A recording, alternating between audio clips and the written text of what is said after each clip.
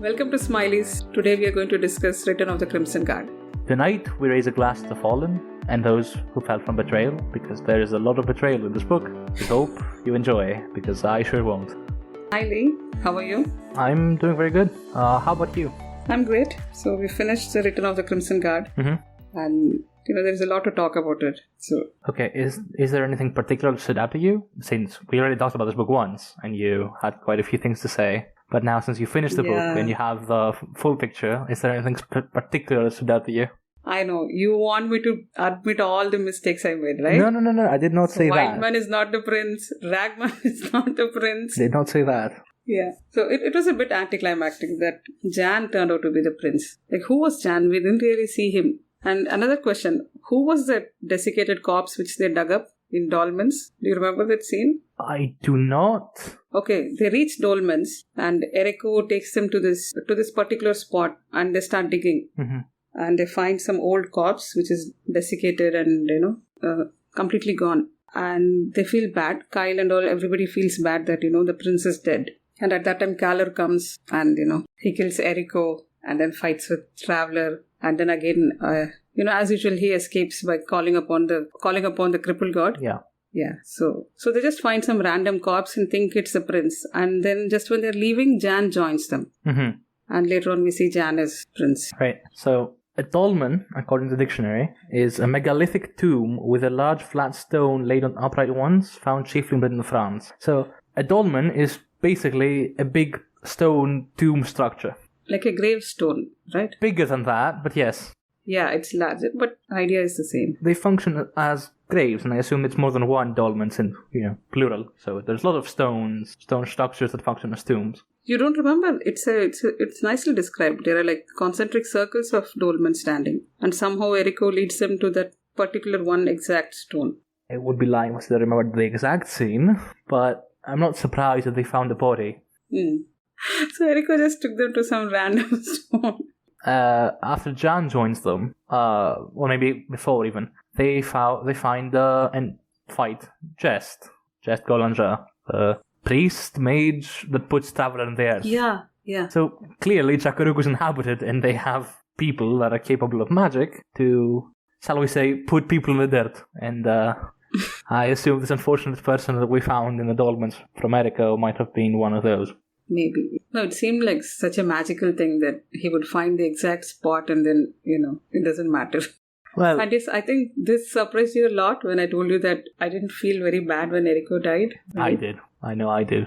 Yeah. No, but I don't know. He said, do not give in to grief and don't mourn for me and all that. So I said, fine. Okay. All right then. Great. No, I mean, the thing is, Eriko to me, he is very much so the gentle giant character, right? Yeah. And he's just so authentic and so emotional and so harmless. He doesn't look like someone who can do you harm. He considers himself and the whole race of the Thelakai as children of the earth. He just wants to be at peace with the earth, which is eventually what he goes back to.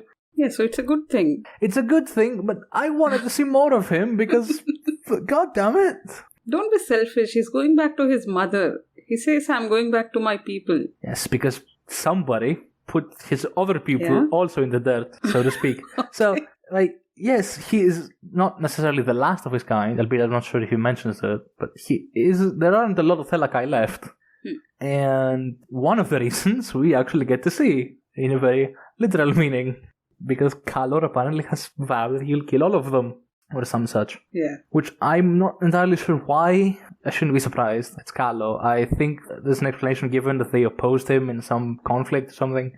I mean, he really doesn't need a reason, right? And it's not the real discussion. Traveler stabs him. We're happy. He leaves. But nothing happens. Traveler stabs him and, he doesn't even bleed. And just like in Memories of Ice, he just calls upon Chained One and then disappears. The thing is, if you remember the scene, Eriko essentially makes Traveler vow that he will not interfere. Yeah, and he says, do not take vengeance also. And then Kalor comes along and kills Eriko. And then they move to leave, and Kalor starts taunting them. Yeah. Because he thinks he can also kill Traveler.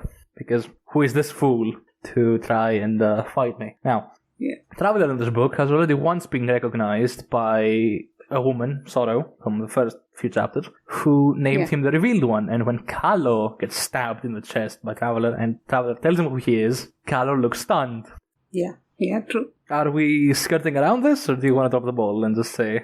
I think we can keep continuing like this. Okay, alright. No? Sure. And so Traveler stabs him. Kalo loses his mind, loses his shit, because he learns who Traveler is. Yeah. And then he calls upon the Tiny One and leaves. Then they find Jan, or before that, I don't remember. I think it's... No, that's it. They just find Jan and they leave. And you think this is anticlimactic? I feel the reveal that Jan is Kaz is quite anticlimactic. There were so many mysterious people and, can't one of them be the prince? But that's okay.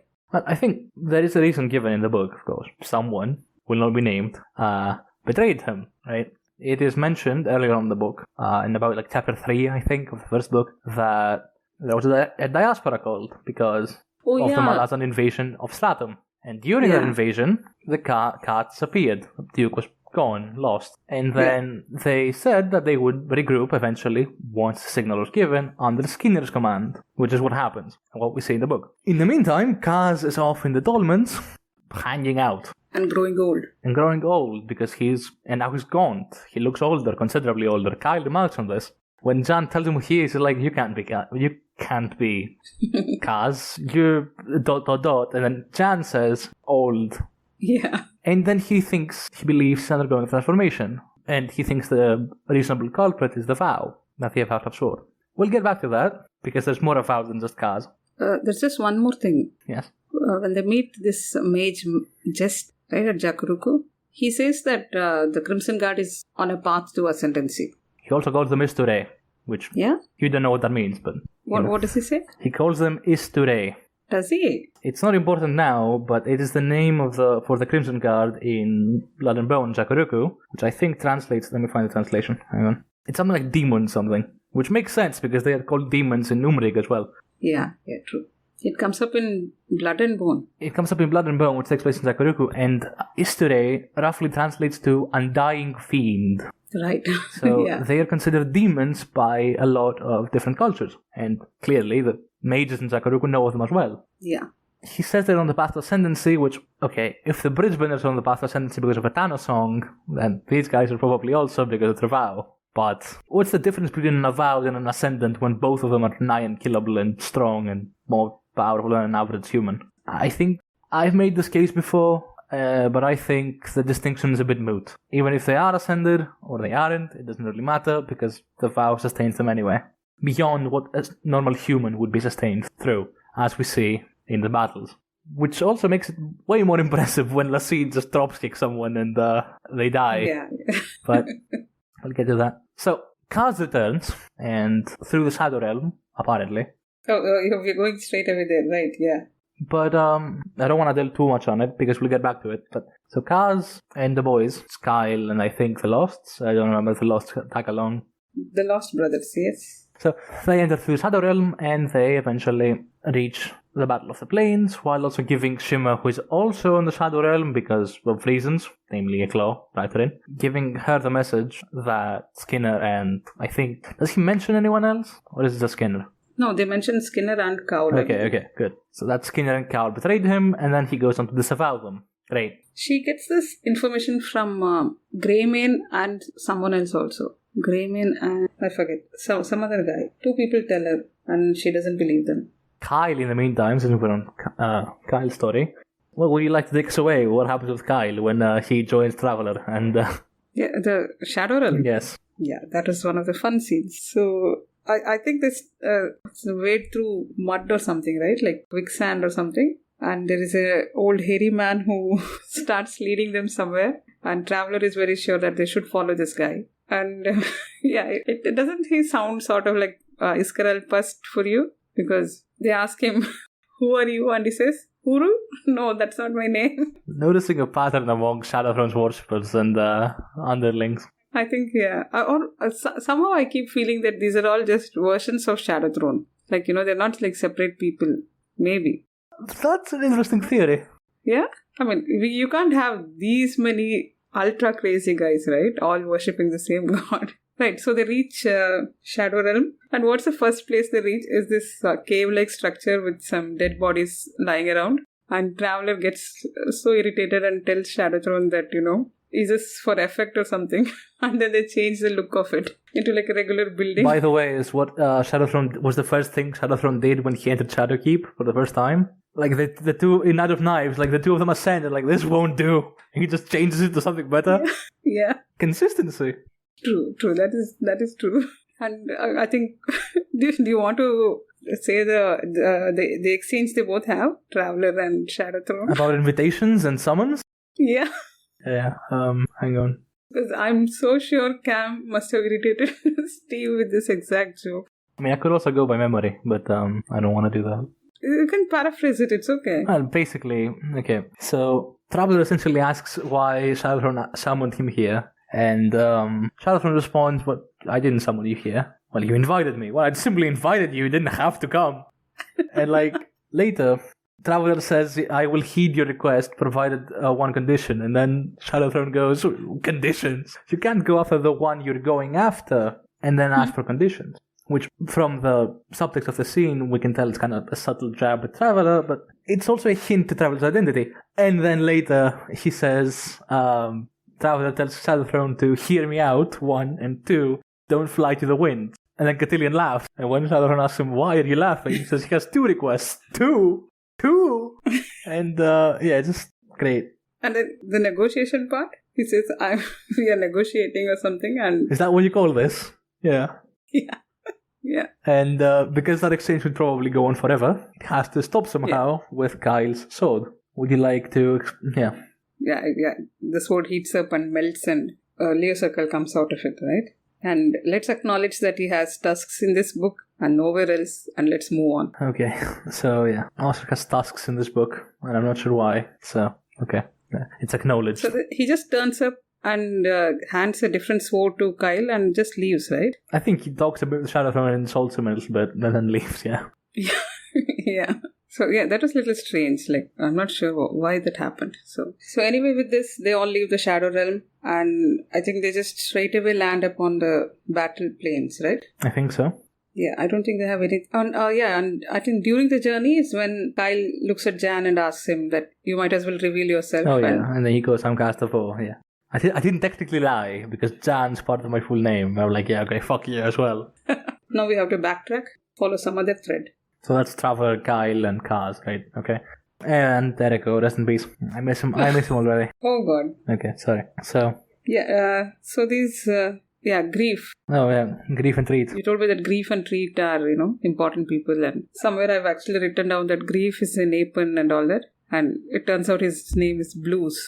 They just named him Blues because he's an Apen. Yes, I didn't cast it before. Yeah, Blues is an Apen, and Fingers, I think, doesn't use his fingers. He doesn't use his fingers. Steve said that his fingers was a mage that basically permanently levitated, and so his fingers atrophied. He just didn't walk anywhere, he just levitated everywhere in the games when they played. Oh, is it? Okay. So I think that's where the name came from. Oh, that's nice. So yeah. But Treat is just Treat. He doesn't have a different name. The Treat is Fingers. The two of them are together. Blues and Fingers. No.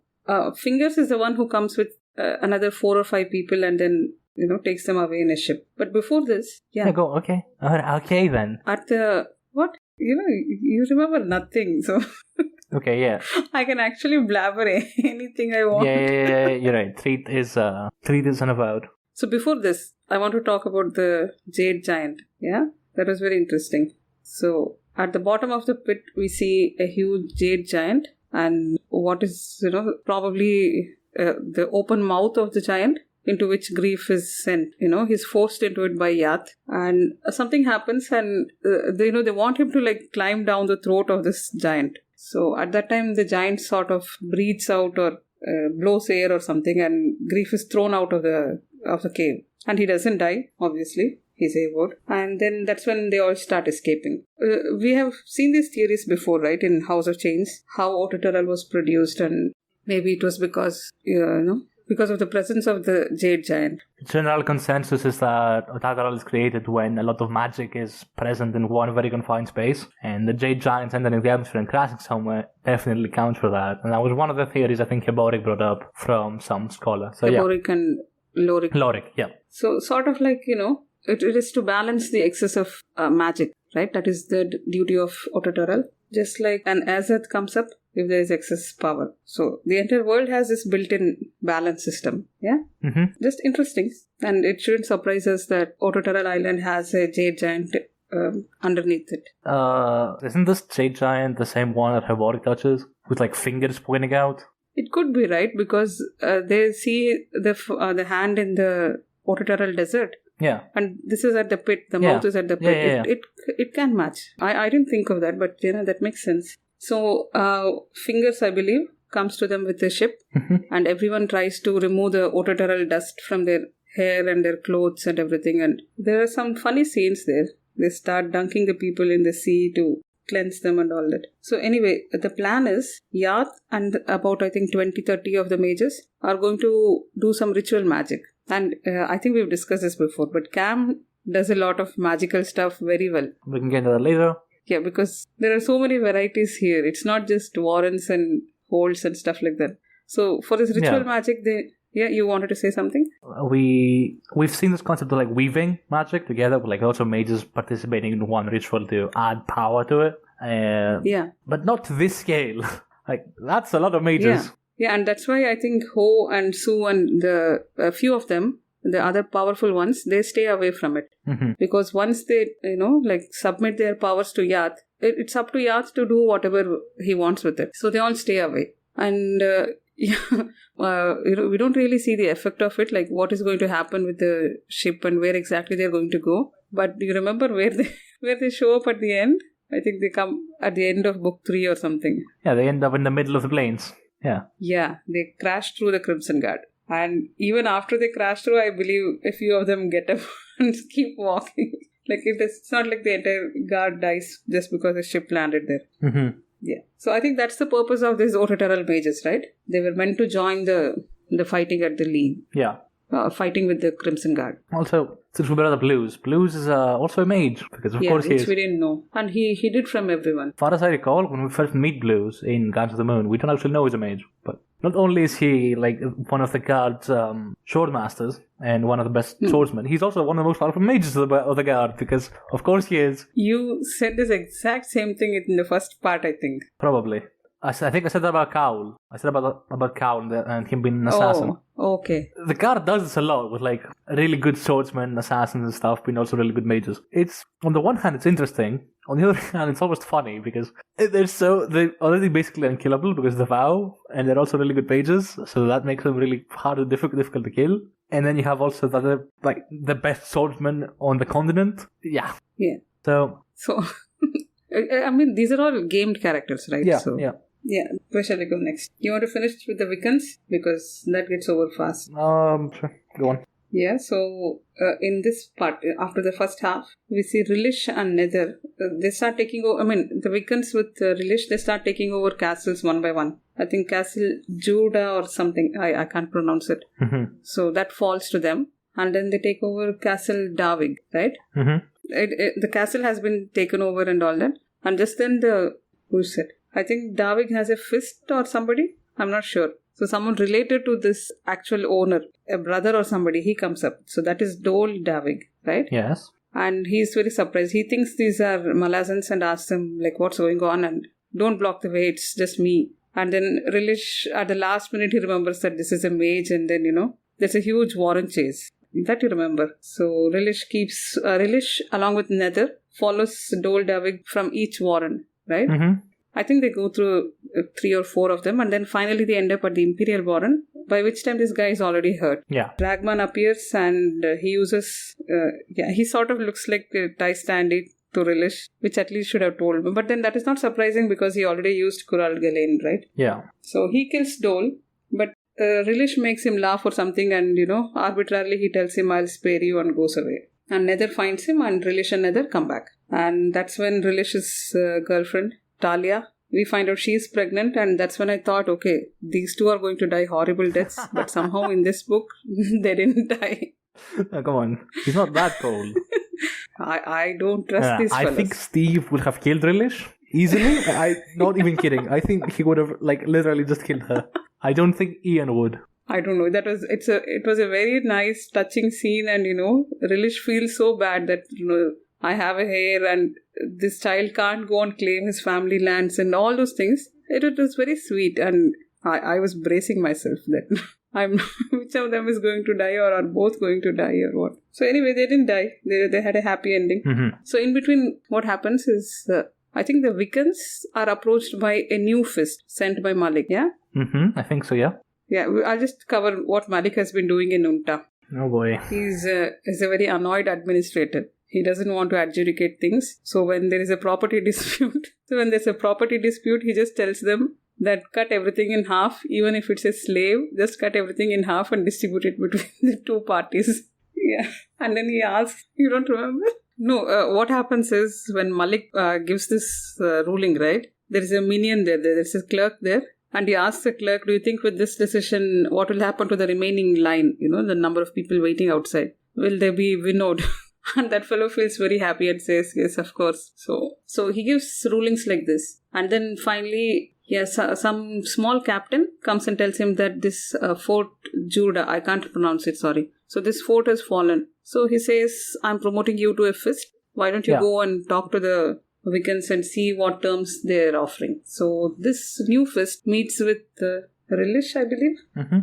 So this new fist offers them terms and some, they start discussing. And once he leaves, the entire Wiccan camp starts debating among themselves. And I think Nil and Relish have a long chat. Do you remember? Because it was very interesting. Nil tells him that, how they handle debates. So basically all the elders and the other people, they have some decision. And then Nil and Nether put forth their view. And then let them talk again. So once they start talking and then ask Nil and Nether for their opinion, they give them their opinion. So they do this repeatedly till their opinions are being said back to them as if it was their own original ideas. Oh. Yeah, and that's when they say, okay, you guys are, you have extreme wisdom, so let's follow this. And that's how the decisions are made.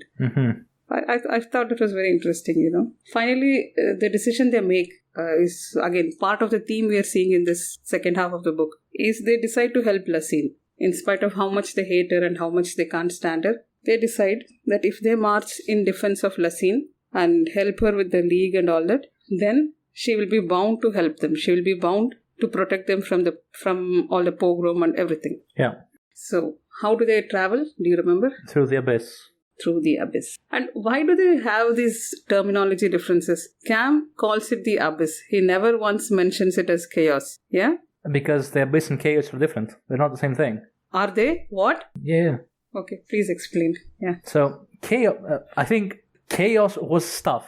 Just unformed or differently organized stuff that she would call chaotic. Not nothingness. That was outside, beyond, the infinite abyss. Now, but that was the abyss in Memories of Ice. It seemed full of dead souls who tried to grab... Yes, chaos is different than that. It's not the same thing. The abyss, but abyss is not nothing, right? So there are souls there.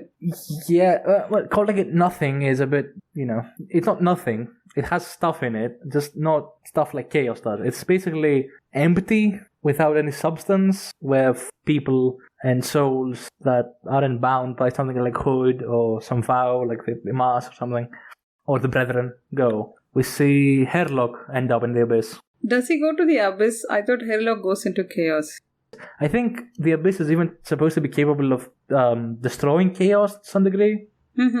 But anyway, different things. They're different things. Fine. Okay. Are saboteurs and sappers different? Yeah, no, it's the same thing. They're the same thing. They're the same, right? But yeah, they have a preference for one word over the other.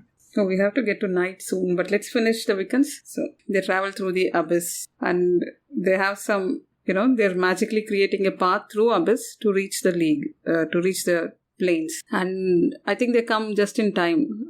It's after the new alliance has formed between Lasine and the Old Guard. And so they actually help the armies against the Crimson Guard. Am I right? Yes, I believe so.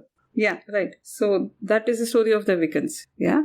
So they have helped, and I think we'll do the wind up later on, like the negotiations they do and how each group disperses at the end. Okay. Do you want to get to Knight Tinsmith, or do you have somebody else in mind? Knight being Jumpy?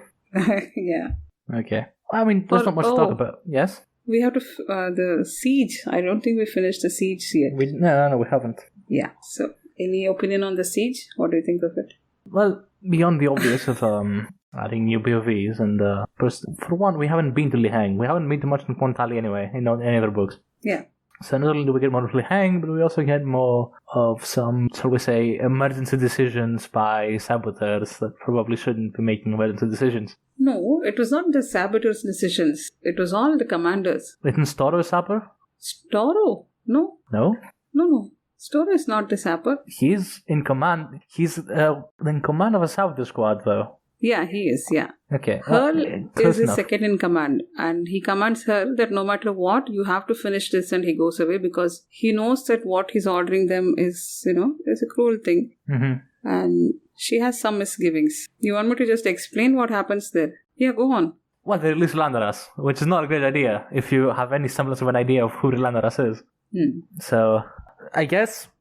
I think Hurl very specifically says, "Don't do it, Captain. They will curse your name for 100 years." And then Storo replies, "They can curse my name as long as they die doing it." Yeah, so it's interesting because any Hengese, as in citizens from Heng, or Seti, or anyone on the plains around Heng would be able to tell you that Landaras is a menace. Yeah. Now, we have seen Landaras in the Book of the Fallen, in the House Gates and the House of Chains, and he's Divers. Here, he's not Divers, and he's different form entirely, which... he's a jackal here, he's a pack of wolves there. Mm-hmm. I thought of some explanation for that. Like, in my language, I don't think there are separate words for fox, jackal, and wolf. There are just two words, and you sort of have to differentiate between the three. So, for non-native places, I don't think they have exclusive names for each type of these, Canid, I believe, is the family, the wolf family. Mm-hmm. That's what I thought. It need not be strictly according to English definitions of jackals and wolves. I think he's just both Soul-Taken and Divers, and I think that's a good enough explanation for me. Yeah, that is fine. I'm just saying that, it need not be that he's a different jackal type of a creature there and a different wolf type of a creature here. Yes. That's what I'm saying. I suppose. But maybe Karsa thinks that this is a pack of wolves when it's actually a pack of jackals. Or maybe in Liheng, because it's such a mysterious creature and nobody has really seen him, for so long. Maybe they just think it's a jackal when he's a big wolf. Maybe. Mm-hmm. So I think the predominant theory is that one of his diverse form has been trapped here and it has become like superpowered, and that's the menace in the Seti Plains, right? And the rest of the diverse, which is slightly weakened, is roaming around somewhere in 7 cities. Yeah. Yeah. Isn't that like the accepted theory now? I just don't think that's the case. Not only because it's different, but... yeah, tell me. The thing is, Landaras is, like Drake, human, originally. Yeah, true. He is from the First Empire. Anyway, he's a first hero. He is an ascendant, obviously, as most first heroes are, and he is... Is Relandras also a first hero? Yes, he is the brother of Treach, and most first heroes. How many first heroes can be first, There's a lot. No, at some point they should start becoming second heroes and third heroes. Allegedly, it's just an old name for ascendant. Okay. Yeah. And the point is, he was an ascendant of the First Empire, and he became Soul-Taken and Divers, and now he has two forms, and one of them is in Quan, and Quan is entirely unrelated to the First Empire. It's not colonized by the First Empire, it's not owned by the First Empire, it wasn't particularly interested in doing trade with it. So Relandras ends up in Quan with his Soul-Taken form somehow, and his other form, his Divers form, still exists in where his ancestral homeland was. Now, back to the point, they release him, which is not a good idea, because there's a lot of, you may recall, a lot of rumors and myths and stuff about Relandras and what will happen to people who may release him, and overall his reputation as like the Curse of Quan, or the Curse of Heng, or the Curse of the Plains, or the Scourge of the Plains. And there's a lot of epithets there that seem to imply that maybe we shouldn't bother with this guy. Yeah. And Storo does. And so Landaras is released and he goes past the walls, and then what happens then? Do you remember? I think as soon as they release him, he starts telling poetry, which I found very interesting, You don't remember that? Landaras is telling poetry? No.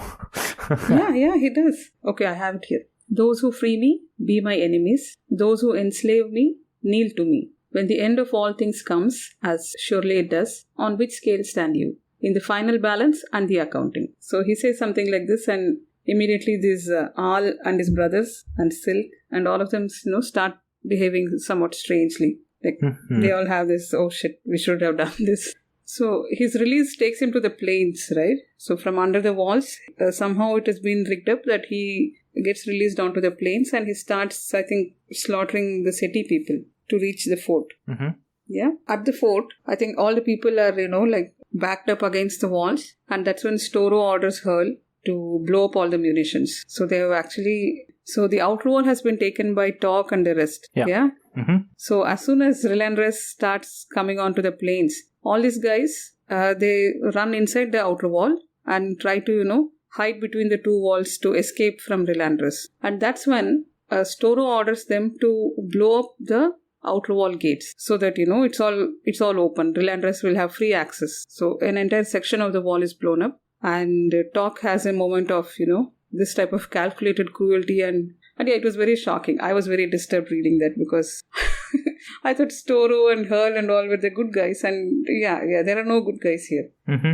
So this happens and again Relentless starts, chomping through all the people trapped there. And the next step these fellows do is they blow up the inner wall with whatever munitions they have. I think we should remember that Karthron has brought them quite a lot of munitions, so they have enough. So they blow up the inner wall. And basically what Chos tells Talk is that Relentless wants to take revenge on the Hengis. Mm-hmm. And we are just in the way. So, let's just make way for him. And he's going to ignore us and go straight into the fort and start killing people inside. So that's what happens. And when Hurl, I think, wakes up after this huge explosion, she sees that Relentless is surrounded by so many of the fighters and each one starts falling, except, of course, for Rel. Yeah, and then I think immediately we find out that Rel is a Segule. An exiled Segule. Yeah? Mm-hmm. I think I've been talking too long. So what did you think of this? Did you have any moment of, good guys and bad guys and things like that?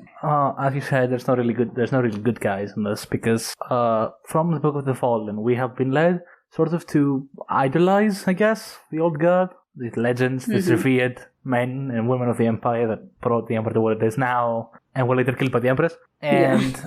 We also have a soft spot for sappers because they're fun, exploits and stuff, and munitions are always cool, even though they're brutal as hell. And then there's also this wild card of this soul-taken jackal that is I don't know how big it is, I don't remember the description exactly, but it is massive, it is extremely strong, it's agile, it's fast, it can kill people effortlessly. And it says, just release it. Just let it go apeshit. And then, on the contrary, instead of fighting it and actually trying to deal with it, they just say, no, you guys are going to deal with it. Yeah. So both sides are having it's kind of hard for me to say I was morally conflicted about this. Partly because I got confused and partly because desperate times call for desperate measures, I guess. And I at least partly understood it. I don't know, that was a little mean to just blow up the walls and allow Relentless access to all these trapped people. That was a step too far. So anyway, I think we get some background about the Segule, which, you were telling me. Mm-hmm. That Cam explores the Segule in much more detail. Yeah. So this is one thing which I found out, that you were not supposed to question the judgment. And I was under the wrong impression that when the Segule fight, it's usually to the death or something. No. But no, it's just their techniques. Yeah, they're just judged based on their precision and their technique and things like that. So which makes a lot of sense. Otherwise, who would survive? So Rel had the audacity to question people and that's why he's been kicked out. Mm-hmm. And we get a moment when he thinks that he should have taken up gardening or something. And that's when you should know that this guy is not making it. He's going to die before the end. Anytime anyone makes any long-term plans, they start dying, right? Yeah. It is what it is. So that was good about the Segule. Well, more specifically, Rel was given a choice to become a gardener. Yeah, true. And he was forbidden to bear weapons, any arms of any sort. So swords, bows, whatever they use would be off limits. And he couldn't live with that. Because that, being forbidden to bear arms in Segula society, because that's how it's pronounced, Segula, is... Oh, okay. Yeah, I pronounced it wrong as well. AP pronounced it wrong as well. Apparently it's Segula. So... they should learn to spell these things correctly. Well, it's written Segule, but it's pronounced Segula for some reason. I don't know. I'm not going to change it. It's Segule. I'm not changing it. Yeah, okay, fine. In a society, it's considered to be shameful. It's a punishment to be deprived of the right to bear arms. And Rel couldn't live with this, and so he left. He went and joined the Malasan army. So there's one of the first insights we get into the Segula. Beyond that, we also get Ral kicking ass, which is amazing because we see him be dispatched upon like 50 League soldiers and kill 20 of them, all while gleefully reciting how happy he is. Oh, yeah, he gets excited. Like each time there's a challenge coming up. Yeah, that's nice. And he stands up to Relandress, right? Yeah. And Hurl, I think, throws... And Hurl, according to her name, she hurls cussers at Relandress. And, that's how they chase him out of the fort. And where does Relandress go next? He goes and finds his worshippers. So, all overnight, I think Emotan, the wolf shaman, has become sort of important after Relandress's release. So, he's very self-important and all that. Yeah, later on we find out that Relandress has eaten through the entire camp. But that's much later on. There is a small act of betrayal before that. Small. So, this is all, I think, before the actual battle, right? All these things happen. Yeah, I think so.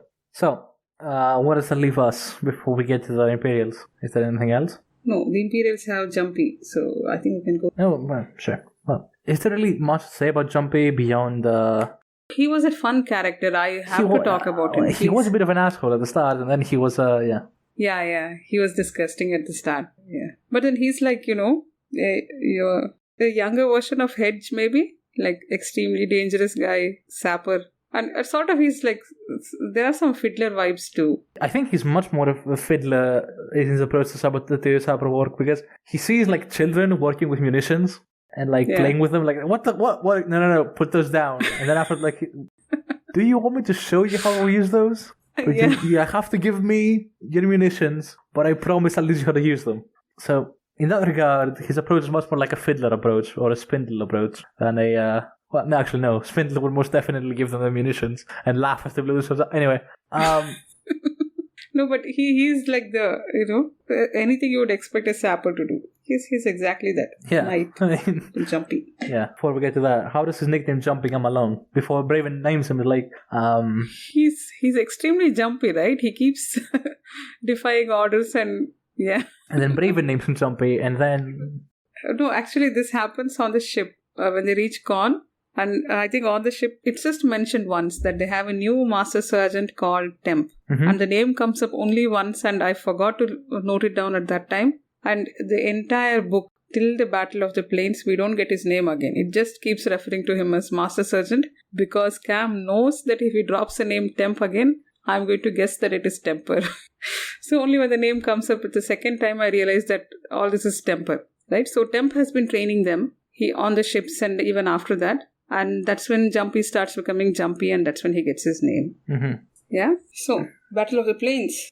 Okay. Oh boy. So. Oh, Lassine has also arrived. Do you want... Oh, that was... anytime Possum looks at Lassine, God. Those are great. Yeah?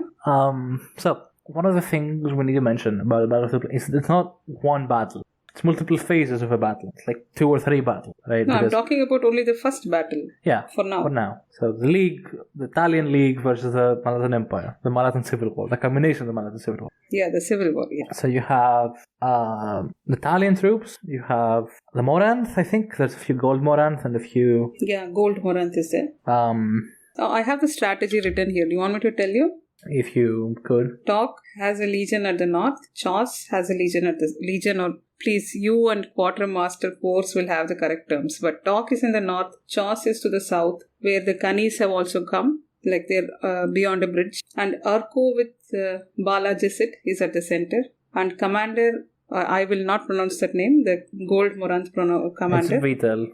He has a legion, which is supposed to be like the hammer at the center. Yeah, so this is the formation of the Italian League. Right. And on the other side, I think there are 4 battalions probably. Each one led by Braventooth, Temp, who's the other one? Anand is at the back, Debin. So, 4 battalions of the Imperial Army. So, these are the formations. Go on. Right. Well, as you mentioned, like the hammer, much of the plan essentially relies on the Italian League troops encircling the Malazans with the Seti cavalry and the skirmishers and the light troops on the flanks, and then having Urko and Vitel's heavies essentially push and envelop the center, and well, that's the anvil, right? So the anvil is Tok and Chos in the flanks, which surround the troops and surround the Imperial troops, and then in comes Vitel and Urko, and they destroy, being the anvil, they destroy the troops. Okay. A big part of that plan hinges on cavalry support and auxiliaries. And as is quite common among Who's supposed to come for the cavalry? they rely on foreign auxiliaries. So in this case, Tok's Seti. Yeah. And this hit you way harder, I think, than it hit me. I think you mentioned what happened with Tok and the small it was betrayal. horrible. Yeah. See, Tok, this is not his homeland. He has adopted this homeland. He's in love with the Seti plains. He's fighting for them. He's brought up his children as Seti kids, right? And he believes that they're going to support him and they're going to help him. And he's been in touch with them. He has done so much for them. And this Imotan, do you have any... I don't like this Imotan, and I'm happy that Relandras ate him. Okay. So they show up on the battlefield, and then all of a sudden they just do a 180 and everyone leaves, which is disgusting. Yeah. So and Tok follows them and then gets stabbed by them, which is even worse. So now all of a sudden the League has no support. So seeing Tok's betrayal, I think Wildman decides to step in. We discussed that Wildman is an old Malazan veteran, and because we get Temper's name drop, or rather because we guess that this is Temper. And we remember that Temper, Dasem and Ferrul were the three people who said goodbyes in Night of Knives. And repeatedly we keep reading that Ferrul was a Seti. So obviously Wildman is Ferrul. But no, we don't call him Ferrul here. We are supposed to call him. I think you love that name. I think you first identified himself as Slim, the Temper. When he was in the sword, they called him Slim. And then he calls himself Bear. And then eventually they're like... Bear or Boar? I don't know. I think it's Bear. It doesn't matter. One of the two. And then he eventually lands on like my name is Sweetgrass. And like, no, it wasn't you. Like, I didn't tell you. Yeah. So that's good soldier humor right there. I wanted to touch a bit on Imotan, if you don't have an issue with that. Please do. You have anything horrible to tell about him? Please do. You mentioned this notion of Tok loving the plains but being an outsider. This is a very common theme in Western political thought and colonialist thought and stuff of in the old times, like 18th, 19th century Europe. A lot of poor middle-class Europeans were infatuated with the colonies, be it India, be it America, whatever. And they would often go and live among them and try to be like them. Now, some tribes adopted those people as their own. Not just America, there's also like case in Japan, there's like in Indonesia, China, a lot of places. Other times, they did not, because they never truly belonged, but they acted as though they belonged. And the question is, yes, Tok has done a lot for the Seti, but why would the Seti fight for him and die for him for a cause that is not theirs? Because they are subject of the Empire. At present, they don't much care about the Empire, because the Seti were never in particularly high standing among the Empire, right? That's why we see people like Korik with half Seti enlist, and because he's also half Seti, right? He also tries to fit in. He is the other side of the coin, who is always wearing fetishes and the traditional hairstyles and all that stuff. Because he feels like an outsider. He's trying to fit in, and he's trying to be more Seti than the Seti.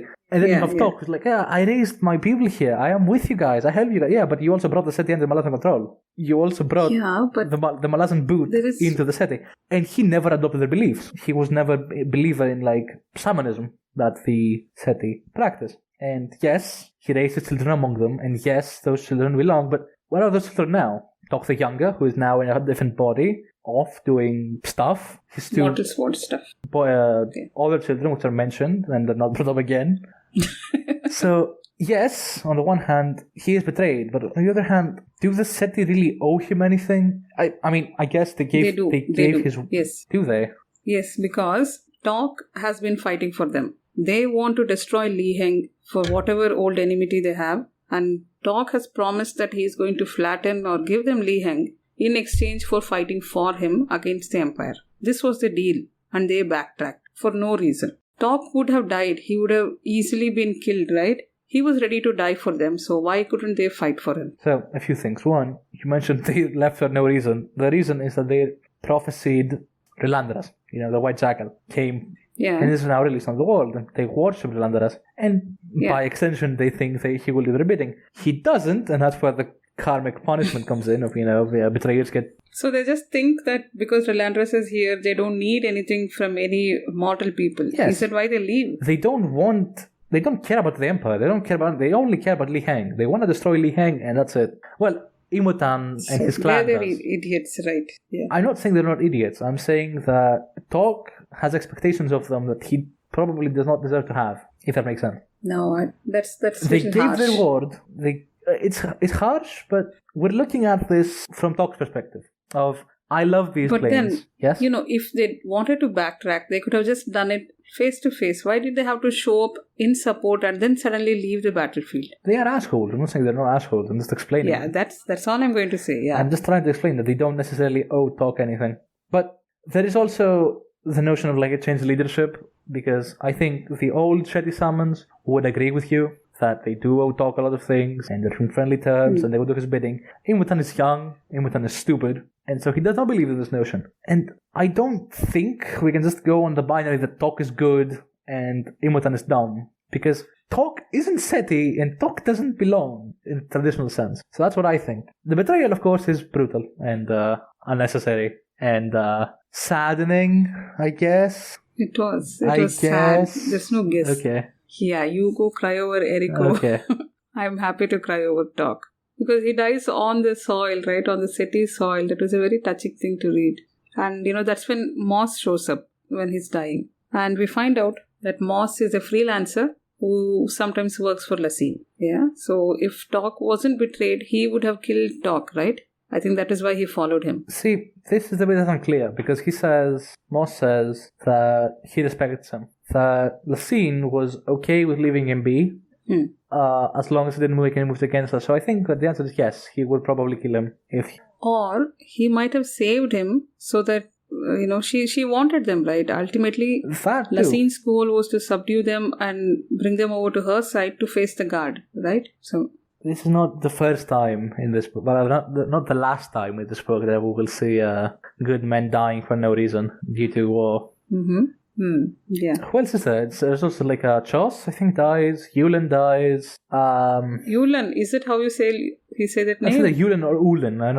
The Yulin just sounds more natural to me. Nobody says Allen, no? Because that's what I've been saying. I don't know if it's Allen.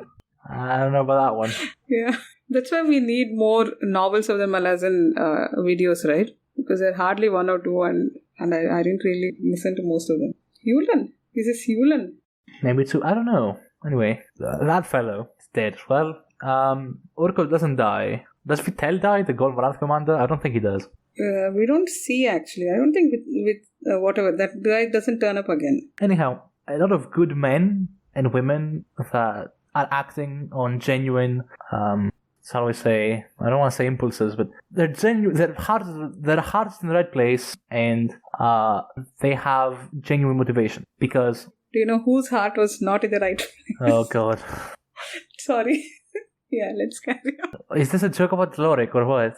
Lorik? Yes. No, that was in House of Chains. Here, Possum. Oh, right, yes. Possum gets stabbed and it doesn't touch his heart. Well, you can also say Possum's heart is in a different place in another way. Because, seriously, can't we just nix the entire Possum is horny storyline? That would just make so much easier to read this book. He doesn't need to be horny every time Taya shows up and threatens to kill him. It's only when Taya shows up. But then, after reading that bit, I'm thinking that, he just has a straight-up crush on Lassine. He does! Each time she shows up, but each time she's in the same room. He does. He straight up does. Yeah. I didn't notice that till that scene with Taya. Even in the first half, when Taya holds a knife to his throat and they both watch Lassine, even then he has... But then it's very mild, it's very understated there. But here, no holds barred here. So he's about to die. She's crushing his neck, and he can hear his vertebrae grinding against each other. And that's when he decides to open his mouth to tell her that he wants her. Sorry, shall we stop with Possum? What was it? I lost my train of thought entirely. Yeah, I have no idea what we're talking Possum about. is distracting. His heart was not in the right place because some other people's hearts were in the right place. Right, okay. So, before we get into the nitty-gritty of the battle, which we discussed tactics and betrayal and stuff, I think, you might agree with me, that Return of the Crimson Guard is very much so a story of cyclical history, in that Lassine betrayed Kellenfed, killed Kellenfed, took the Empire. Orko, because Lassine thought that Kellenfed was running it wrong, because she could do a better job, because he didn't understand the fundamentals of what it means to run an empire, which is true, because Kelevin really didn't care, but whatever. Urko thinks the same and decides to act on it, which is, I think, why Lasine understands him so much, which is why when they talk and like she seems genuinely hurt on one hand, on the other hand she's very ready to help them because of experience. Yeah. But when they meet on the aftermath of the battle, because the Tog's betrayed, Tog dies, and the League's essentially all but crushed. Yeah, they surrender. They surrender, and before we get to Lasine talking about that, in walks Corbola Dome, who's an idiot, and I absolutely hate him.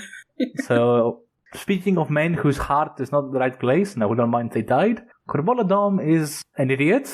Corbola Dome is a dumbass. Corbola Dome is most accurately portrayed by Leoman, who says that Corbola Dome is more interested in seeing slaughter and loses sight of the bigger picture.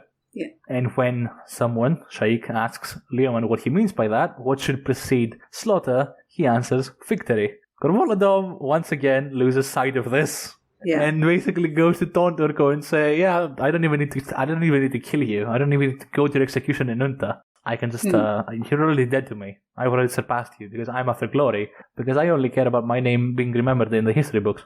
And then not 2 minutes later go by, Lasine walks in and says, yeah, I need you. Yeah. I think they ask her about, what about Corbolo? And she says that he's my problem. Don't worry about him. Which, no? Yeah, which, if you think about it, is also a theme that we see throughout the book, where Lasine essentially goes and undoes all of Corbolo's mistakes. Corbolo becomes the first sword, and Lasine's like, yeah, I'm going to be supreme commander of all the armed forces, and I'm the empress, so you have to listen to me. Yeah. And Lasine commits herself to the field. Lasine fights avowed. Lasine negotiates with prisoners. She does all these things because she knows she can't defer to her subordinates, because her subordinates are A, idiots, and B, traitors. So, there is that. But there is a genuine understanding between the two, a mutual understanding, because Urko crushed, I think, in the Bone Hunters, when we still knew him as Keeper. Well, no, Apsala introduces him as Urko. But Urko and Apsala meet in Urko's home on Cotillian's orders, and they talk, and Urko at some point mentions that all the Nappans, had a pact to drown, and it was a joke. And it was a joke that nobody got. Apsala says that Kellamit and Dancer got it, but Urko thinks Surly did not get it. Now, there's an epigraph in, I think, House of Chains. I'm getting somewhere, believe me. yeah, I know the point. Go on. There's an epigraph in House of Chains that is basically Lasine asking Tyson if any Nappan's body has ever resurfaced after it drowned. Yeah. And in this book, Urko essentially says that he underestimated Lasine after he gives her oath that he and his soldiers and all that will be loyal. And also, Lasine walks in and everyone just stands ready because she's small, she's unprepossessing, but when she walks in, she owns the scene. Yeah. And she commands respect from her fallen enemies. Like, Vitel bows to her. Urko, who's pissed because, is begrudgingly respecting her. And when it shows that she has already detached 100 men of heavy cavalry under her fist to go help the guys outside, and she just wants their oaths so they don't do this again, because she needs them, Urko concludes that they've underestimated her. And what is her response to that? Do you remember? Something like, not just you, or, Yeah, too many people do, or something like that. Yeah, it's just a safe kiss.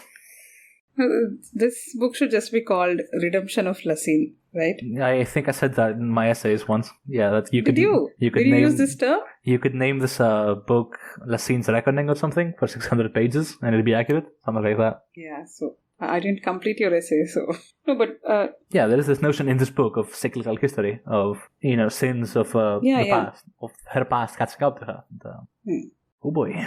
One more example of cyclical history. We have Relandrus, who was a terror, who was enslaved. I mean, he was thought dead, and then he's once more unleashed on the plains. So, and hope at the end, they don't really catch him, right? I think Liz throws him in a hole or something. Liz takes him and disappears, but maybe, to all purposes, we can assume that he's been captured again. One hopes. Oh, are we going to see them again? I don't know. Right. Okay. So fine. So that's one thing. So Relandrus is sort of like a weapon in their hands. So they keep using. And the Wiccans, they were displaced, and then, even after helping at the end. But why are we discussing themes now? Can we just discuss the plot and then come back to themes? I just mentioned the theme was cyclical history.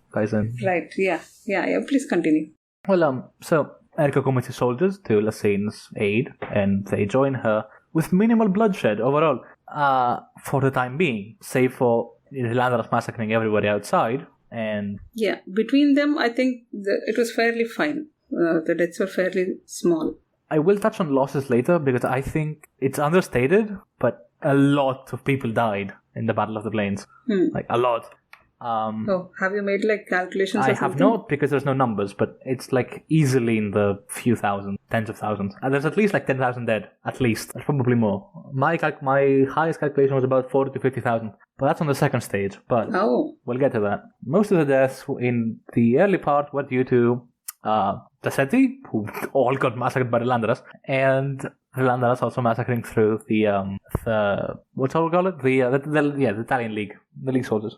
Okay, Orca joins them. Lassine gets the rose of loyalty. The guard shows up. New battle commences. We'll get to that in a minute. Is there anything else we need to touch upon? I don't think so. Did we leave out anything? I think all these Kanis people come in and all that. The Kanis who are judging like who they should join. Yeah, they have not made a decision. I mean, who can blame them? I think the reason given is that if Lassine wins this battle, she is the undisputed ruler of Kontali for the next century. Yeah. Which is doubly sad because she died out of this. She wins and then she dies. Oh. Yeah, so the second battle? Oh boy. There is some... Yeah. Oh, do you have something more? No. I would ask you if you would like to take us away. Yeah, so there is some differences in the battle formations, right? So as you mentioned, the anvil and the hammer and, the formation was like that. It was all tight formations and their goal was to shatter each other. But here, against the Crimson Guard, they have a different strategy because they're extremely superpowered, but I think their numbers are fewer, isn't it? Something like that. So what they do is the units are all scattered all over the plain. It's not like a single front line against another front line. So they're all scattered here. I mean, it's spread out. The entire armies are spread out, like, self-contained units. I think the standout thing which we need to see here is because he takes over a redoubt. He builds a small trench in front of a hillock, and that becomes like the focus of the battle. Like most of the battle, I think it boils down to defending that one redoubt because being Jumpy, he's worried that it's going to be night. Because by the time the battle begins, I think it's midday, and he calculates that they're not going to be done by by night. So that means Lilandras might come out at any time. So he's scared about that. So he builds a redoubt, and he defends that place. Mm-hmm. Am I right so far? I believe so. Yeah, so the first clashes begin, and I think everyone assumes that Temp has died, and my thoughts are all scattered, sorry. No worries. Yeah, and at the same time, I think... once the battle is over and it's night, I'm just getting confused because when is Arko imprisoned there? That was the previous night, right? Yeah, it's the day after. So the day after when they all start fighting, the fight goes through the night basically, isn't it? I believe so. As and when the units fall, everyone starts assembling near night, isn't it? And Night has this mage with him. I'm not going to try pronouncing that. Can you tell me his name? Hugh. Yeah. So Hugh is not a Warren mage. He says he has blood magic and night magic and all. And he literally has blood magic because he makes everyone drink this horse blood. Horse blood, yeah. And gives them a touch because everyone can, they can start identifying people who are using warrants actively. And then Possum sneaks up on them and they see him and like, how the fuck are you saying me? And like, he's just a claw, leave him be. Yeah. So it works. It works. So that is his blood magic. And then I think he calls upon Kurald Galain. There is a huge black cloud protecting them. And doesn't just call upon Kurald Galain. He, more specifically, I think he mentions the name of who exactly he's calling upon. He just says, I prayed to a god and my god is going to answer. Mm-hmm. I don't think he mentions a name. We are just guessing it's Draconis, but there's no name. Right? It has to be Draconis and not Rake. It's not Rake. It is Draconis, yes. Yeah, it has the guy who shows up has black hair, but then does he get can he leave Dragnipur and show up like this? No, it's not literally. If it was literally Draconis, I'm pretty sure we wouldn't be talking about a battle. No, it's just because of how magic in Amazon works and black magic and stuff. Essentially, it's a part, I guess, a shadow, if you will, an aspect of Draconis' power that manifests because of Hugh's ritual. And through that power, and because of that ritual, he can use and channel Coral Galen, which marks two different mages that can use Elder Warrants and they're not from their respective race. One is Silk, which we covered last time. Mm-hmm. But then Silk has like blonde hair and, he has some features of Leo Sun. So he could be like Topper and Pearl. Maybe. Part Leo Sun. Maybe. You were saying about the battle? Yeah. The Jumpy's part is pretty much, that's the most important things I remember. I think it also bears, I think the most important bit to touch upon here is the multiple POVs we get. We already talked about Jumpy and the Imperial side and how they deal with the guard, which is essentially throw munitions at it and throw a lot of arrows at it. Yeah. Because we get some numbers, like when the Canese, because at this point they have committed themselves on the Imperial side, the Canese try to take the bridge and they're like fate 5 avowed, and they can't take the bridge. 30,000? 20,000, but yeah. There's like a ridiculous number. Okay. Versus 5 avowed, and they can't take the Then bridge. it's a narrow bridge in their defense. It is a narrow bridge. I'm not saying, there can only be 8 people abreast or something. But the guard isn't invincible. I know it makes it sound like it because the avowed are invincible. But for one, the avowed are like what? 400 in this battle? Something like that? Maybe? 40? I think... Are they 400? I don't know how many there are. The number was like 40. In this particular battle, but not that many. The core backbone of the Crimson Guard's fighting potential here is basically regulars, like Kyle, that we saw them recruit. Yeah. And those guys are not avowed, and they're not invincible, and they most certainly are not superhuman. So they take a lot of fire. And Shimmer's guard, Shimmer's blade, Shimmer's company, I think it's company, because he's a commander of a company, takes a lot of fire. And she sent, beyond fighting off claws and mages and all of that, because there's a huge mage conflagration from the guard at the start. Yeah. She also has to contend with the fact that her troops are being pested. So she sends a message to the brethren to Skinner to attack. And he says no. And this is where we realize that this is not going to end well for the guard. Yeah. Do you remember what happens after that? I think, No, what happens is once Shimmer realizes that Skinner is not going to listen to her, she then, I think, starts commanding people under her, like Smokey and Shell and Twisty, to start the attacks. Mm-hmm. Right? So that's when the battle actually begins. Twisty, by the way, is an amazing name. I'm sorry. Carry on. Sorry, who? Twisty is an amazing name. Shell and Twisty and all. Yeah. The guard all has some amazing names. No, I'm just saying, all these are due to the gaming, right? So obviously these are a different kind of fun names. So as and when she orders, I think Shimmer gets surrounded by 2 hands of the claw. And that's when your favorite weapon comes out, the whip sword. Mm-hmm. Yeah. So that was a fun scene to read. She cuts all 10 of them. And then she's about, I think some 3 more claws suddenly show up, outside the hand. And I think one of them takes her into shadow. And then I believe Edgewalker kicks her out again. Isn't it? She basically, she gets pulled into shadow. And the claw starts throttling her. Yeah. And then she starts fainting, slashes at him because he's like, what the fuck? How are you still alive? And then she thinks you should have been given a better briefing. Kills the fool in one swing. Yeah. And then faints. Yeah, true. She doesn't really faint because, immediately Edgewalker comes up to her and tells all of you are trespassing. So you have to go, and the binder of your woe, he has to go. And he kicks all of them. And, so this coincides with the time Jan is inside the Shadow Realm. Mm-hmm. So all of them get out. So I have one small thing to add about this. Do you remember what happens after she's sent back by Edgewalker? As soon as she comes back, I think a voice tells her that he was betrayed by Skinner and Cole. Yeah, no, after that. After they send her back. After Edgewalker sends her back. Then she's healed. I'm just reading my notes here. And finds out that Cole and the Whales have a free hand. And that some of the guardsmen are dead. And that's when she starts believing in Smokey's conspiracy. And she goes to meet up with Skinner. But just before that, I think she decides to concentrate on the battle, because that is heating up. So what I wanted to say was Shell very specifically says that Shimmer is back with them. And then motions Twisty, who's a healer, to come heal her. Oh, she wakes up healed. So I was not sure that who healed her. Okay. Twisty did. He's the commander healer. The point is, Shell very specifically said that Shimmer is back with them, which you can interpret as being back from the Shadow Realm, because that's what she was sent. But I'm just bringing this up now because I thought it was interesting when I read. So after that, you mentioned that she starts believing in Smokey, which can we just say that this conspiracy is stupid? Kyle is being blamed for the murder of Stoop. Kyle, the new recruits, were like, how? How did you buy into this? So, in his defense, he has that lightsaber sword, right? So, if he wanted to, he could have killed Stoop. But then, he looked up to Stoop. There was no way Kyle would have done anything to him. So, yeah, I agree. It is stupid. Yeah. Which I think says much more about the way the guard thinks and how the affair works and, But anyway. But there is also this...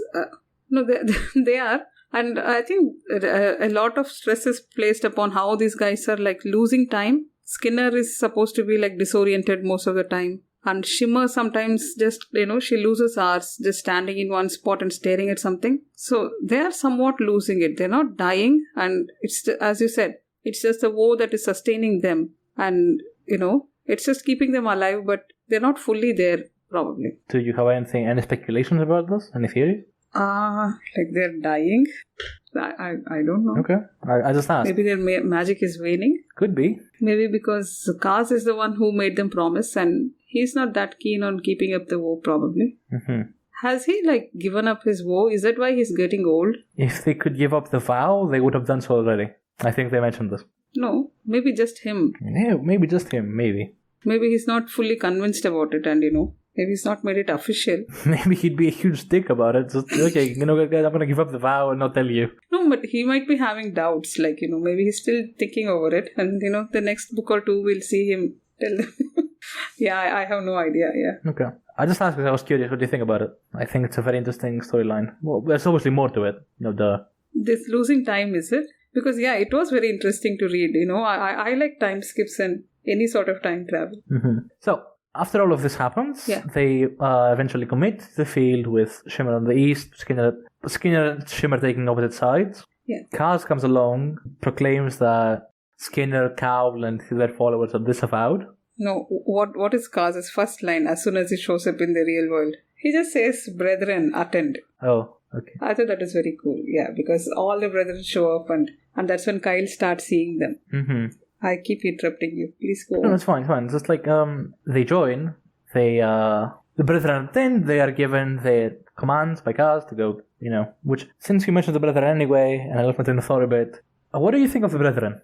I think it's a really cool idea. Yeah, at first I thought it was just the name for the guards. I didn't realize that these were the dead ones. So I think that is really cool, to have this sort of, what do you call, they're like quick messengers and they're able to warn Shimmer when the claws show up and they're able to convey messages and all that. Even after they've fallen, they're still with the army. They're still helping them out. I think that's nice. They're interesting. Is there something I'm missing? No, I'm just asking you. Right after this, and the brethren attend, Kaz commits, and then Shimmer goes off to command, is ambushed by a few hands of claws. Yeah. Almost gets killed, and then someone shows up and drops a claw, and I think we all cheered there. Yeah, we did. Oh, that was really, really nice. I think just before this, we get a POV of Possum watching Lassine's tent. She's being attacked by demons and demons crawl out, melting with autoturel dust on Something them. Something like that. Yeah, that was brutal. That was... it's, it's not her style to surround herself with autoturel dust and just sit in the middle of a tent.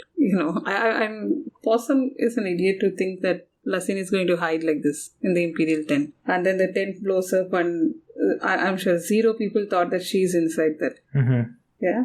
So, right after the ambush, and Lassine comes along and drop kicks the claw. Shimmer's first line after she comes out, I could have handled them. Yeah. Yeah. They talk. Shimmer and Lassine talk. And it's very interesting to see their conversation because the way they speak, because Shimmer knows who she is, right? She's Possum, and then she infers that this chick is Lassine. Well, hang on. And they mention that Shimmer, Kaz, and the boys are withdrawing. Yeah. And then when Lassine inquires about Skinner's group, she's like, oh, well, that's too depressingly familiar. It's like he exceeded his authority or something, and something like that. So, and then so Lassine has won the battle. She's even been good enough to save Shimmer, and she starts heading back. And in between, somewhere Taishan shows up, and that happens, right? Oh yeah, let's talk about Taishan. Great, awesome. He dies, so I'm sure you're happy with it. So Taishan fucking disappears in the Yathinger just like, he shows up atop a pile of munitions, right? I know, yeah. Then Yathinger opens their end, chaos, and he just drops in with Yathinger inside. And they, oh, well, Tyson's dead. Poor Tyson. Moving on. What? What is wrong with you? Let's genuinely talk about this. Yeah, let's talk about this. Because, Kiska is broken now after this. Oh, it's really sad, especially after Night of Knives, to see Tyson go this way. Oh, this is really sad. So he sort of sacrifices himself, isn't it? Mm-hmm. Tyson. Because if you remember what he said earlier in the book about absolute power, he claims to have seen, I don't want to say the future, but he sees how this whole charade will end up. And he's not impressed. Mm. And he does say that he was away for, he was happy to let them fight, but then they crossed a line and that's why he wanted to show up himself. Doesn't he say something like that? I'm not sure. I don't remember because, like I said, poor Tyson. But yeah, probably. Yeah. So we have two characters who are already redeemed after Book of the Fallen. Mm-hmm. Lassine and Tyson. Yay. Yeah. Fucking Tyson. Okay, no. Do you want me to say fucking Lassine? I'll stop. No, Tyson, the two books that we've seen thus far is, here's the thing. The Book of the Fallen paints him as like this, first of all, this overzealous bureaucrat who's almost malicious guy, and then who uses magic to have his cloak, flow in the wind and then like Memories of Ice shows him as like, oh, I'm sorry, I didn't mean to do this. Like a remorseful guy, just like kind of left like, okay, who actually is this guy? And then Night of Knives doesn't really do anything to alleviate the concern of who is this guy. Because he's neutral. He's completely neutral in Night of Knives. No, it's. I'm not going to try to correlate these two because Tyson in Book of the Fallen is a different guy. Tyson here is a completely different guy. No? Okay, fine. Don't bother. What? Yeah, okay, please correlate these two and make the mess of contradiction and let's break our heads over it. So, go on. Tyson at the end of the Bone Hunters talks to Shadowthrone and he essentially says that basically Shadowthrone tells Tyson that he's in a pit of vipers and he's happy to leave him to it. And then Tyson basically says, I am interested in the long game, not in like imperial squabbles and stuff. So on the one hand, congratulations. On the other hand, because neutrality is cool and all. On the other hand, he's the high mage of the empire. He just chose to just get stoned off drugs. And when Gale walks in, just hide. Yeah. So you believe my theory that he was drugged up at that time? Whatever he was, he didn't actually bother doing anything. Which annoys me. Yeah, that's true. So we wanted to talk about Tyson because once Lassine has won the battle and everything, and Possum is following her. Like, a dutiful pet. She comes to the site where Tyson has died. Must we talk about this? And she looks up and, she's mourning him for a minute. Must we talk about this? About what? Do we have to talk about this? Dude, you don't want to talk about this. Are you going to cry? No, go on. Carry on. It's fine. Yeah, because it was a touching scene. She stands there and, it takes Possum a minute to realize that, she's missing Tyson and, she is mourning him. And that's when who is this? Gale comes in, right? Gale attacks her. Am I right? Yes, it is Gale, yes. And I don't remember. What does she do? She probably kicks him out? Something? No, Topper jumps through the Imperial Warren and leaps. Topper takes him away. Takes him away, and then they're trying to get chased through Warrens, which, by the way, Topper is Ragman. Yeah, obviously. And then the two of them fight, so, yeah. And that young girl who shows up and Ragman thinks that you have the style of your father and all that. You remember we were talking last time? Yes. Yeah, go on. Yeah, I think it was in one of the interviews where he says that she was a Talon and that's why they recognize each other's styles. Oh, okay. Yeah. So her father is a figurative father, it's dancer.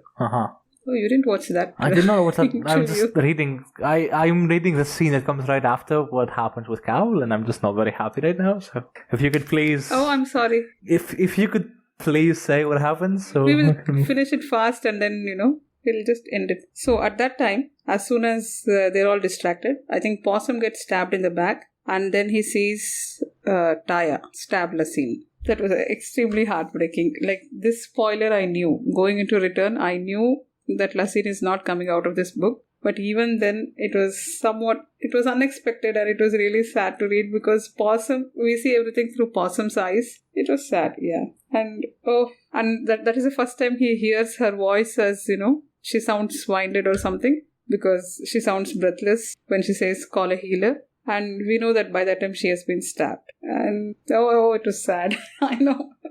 Possum survives because this guy uses Mokra, and each time he uses Mokra, he changes his height so that nobody can target his heart accurately. So, and we also see that Taya change into something like, she transforms when she falls into this warren. And I believe the Crimson Guard are able to deduce that she is half demon and half human. Mm-hmm. So we know that Taya is the daughter of Vorkan, and we don't know who the father is, and anyway, that is a different discussion, like who could be the demon and all that. I can't even start guessing. So the fact of the matter is Lasine won the battle and died. And Possum sort of loses his mind. And at this moment, who jumps in? Who jumps in and takes over all the spoils of the victory? Must we? Okay, right, we'll talk about it. So before we get to that, the person that jumps in... okay, fine, I'll talk about him. So Malik in this book... Can I have one small thing? I can just add one small thing. The thing is, as soon as Lasine dies, I think Shimmer and Kaz and the rest of them are sitting on a hill and watching all this, right? And the brethren tell them that Lasine is dead. And they immediately get shocked that, we have to leave. Who killed her? One of us. And they assume that it has to be one of the Crimson Guard who has assassinated her. Yeah. And they say, no, it's not our side. It's somebody from, some completely unheard of. Which would be a big problem, right? Because they had a truce with Lasine. And if they went to kill her, that would break the truce and they die. They have no way to get out of here. But even then, they decide that, it's time we left, and they start leaving through the Imperial Warren. Yeah. So, now, what happens now? The battles are won. The armies are ready. And the next orders have to be given. Okay, fine, I'll talk about him. So, let's backtrack a little to get to the main character that orchestrates all of this. So Malik-Rel, in this book, at least from where we left him off, we talked about him being a board administrator, right? Who is not particularly interested in this whole administrating thing. Because he is chiefly interested in two things. One, his pogrom against the Wiccans, because he has a hate boner for Wiccans. And two, his command over his god, who we see him meet early in the book. And we see that his bindings still hold. So what does he do? He goes to Con. He first goes to Unta, where he is now, and leaves from the harbor. And hires a boat and says, go west. But sir, there's nothing west, just go. And he goes. And then he notices a bunch of offerings, which he starts to notice that something is going very wrong, in that Mile doesn't answer the summons, not immediately. Yeah. And then when he asks who this is an offering to, and he gets a response of like 4 different names for the same god, for like a Chem, I think, the god of... Shem? Are we saying Shem? I've been saying Kem. Maybe, I don't know. The point is, Mile is worshipped a lot from a lot of different people in a lot of different ways, which is bad because the way theology works and the way that Malik and the priests of Mile have been holding him in line is essentially by having a monopoly on his worship. Since that's no longer the case, Malik can no longer compel Male, and then Male appears to dodge him to the face. And then Malik gets really pissed at this. And he says something like that, you'll writhe in agony for this. But Mile leaves and gives him passage to Con. Malik happens upon Con, and his first thought is anger. He's pissed because he has a monopoly in Male, because he no longer can compel a god, and because a god now hates his guts and can actually hurt him. But his second thought is that there's a lesson to be learned from this, that there is something to be gained, that it is time for Malik to shed his personality of Gistal Priest of Male and into something more like a secular administrator of the Malatan Empire. He's still calling himself an administrator here in this book, right? Probably. The point is, this is the big change. No, I mean, this is a big shift in his personality and how he handles himself. He no longer has Male, right? Male was a big part of what made Malik powerful. His access to magic and access to God. Yeah. He no longer has that, so now he needs to change tactics. So, okay, he has Taya in his payroll. He has Taya assassinate Lasine. Lasine dies. Malik steps in, and he is the spokesman of the Imperial Assembly. And what is Malik's first act as when he appears on scene? Do you remember? He arrests Corvolio Dome. Before that? No. That's what I mean. So first thing he does when he gets power, because Lassine's dead, is he arrests Corbolo, which is the guy with whom he ran on a joint ticket to get power. That's one thing. What's the second thing? I think he gives a speech, right? That Lassine will be missed and he's going to... Yeah, he gives a speech and Ho and Hugh view it and all of that. Oh, and then... And then someone comes along. Who is that someone? It is Sue, right? The Wiccan elder. And then they negotiate a lease. That just broke my heart because they could have, they're all aware. If it was Lassine, probably they would have had an equal exchange of rights. But because it's Malik, I think they had to offer him something like a 20-year lease or something. Or he might not, he might still pursue them and he might still try to hurt them. But that was a little hard to read. I think under Lassine there would still be a lease, but the point is there is no justice. Because you see what Neil and Nether think about this. They all but strangle the fucking guy. Sue has to hold them back because this is their only chance of peace. Because Lassine's gone and now they can't have justice. So at least they'll have peace. Because the Empire still needs the land. They still need the plains because they're still starving. But there is no there is no equal compensation. Rather, there is, supposedly. It will be negotiated at a future date. And I will stop hunting you. Is when they... Yeah. Provided you give me these lands. And the first three things Malik does. Imprison Corbolo, give a speech which turns public opinion for him, and he gives Lassine he talks about giving Lassine like an honorable burial in the mausoleum and how much he'd hate that. Yeah.